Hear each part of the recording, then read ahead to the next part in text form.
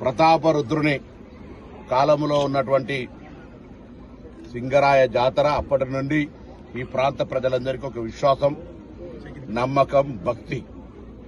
మోయతమ్మద వాగులో స్నానం చేసి ఆ లక్ష్మీ నరసింహస్వామిని దర్శనం చేసుకుని ఉగ్రం వీరం మహావిష్ణుం జలంతం సర్వతోముఖం నరసింహ భీషణం భద్రం ముచ్చురు ముచ్చు నమామి అనే మంత్రం చదువుకుంటూ ఆ దేవుడి ఆశీస్సులు కోరుకుంటూ ఈ ప్రాంతమంతా సుభిక్షంగా సస్యశ్యామలతో రైతులందరూ పాడి పంటలతోటి అందరూ ఆయురారోగ్యాలతో ఉండాలి ఈ ప్రాంతమంతా అని ఆ భగవంతుని ప్రార్థిస్తూ అందరికీ సింగరాయ జాతర శుభాకాంక్షలు.